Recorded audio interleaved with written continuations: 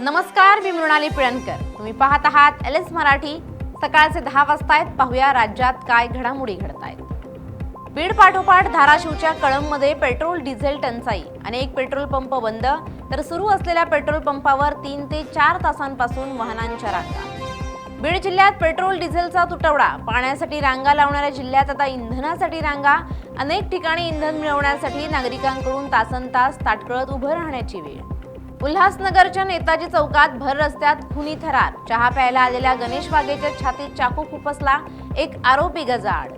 12वीत नापास झाल्याच्या नैराश्यातून 18 वर्षीय तरुणाची आत्महत्या. तुमसर तालुक्यातील रोंघा येथील घटना. परिसरात हळहळ.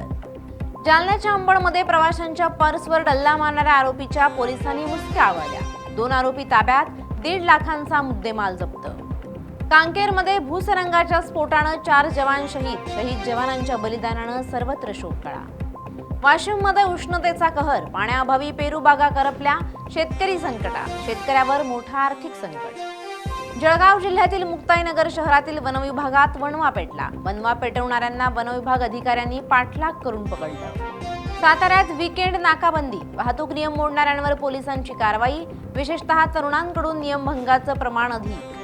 कोल्हापूरच्या पेठवड गावमध्ये 5 लाख रुपये खंडणीसाठी वैभव उपाध्ये याचं अपहरण आणि मारहाण. संशयित 4ही आरोपींना घेतलं ताब्यात. या होत्या आताच्या घडीच्या काही महत्त्वाच्या बातम्या. अशाच महत्त्वाच्या बातम्यांसाठी पाहत रहा एलएस मराठी.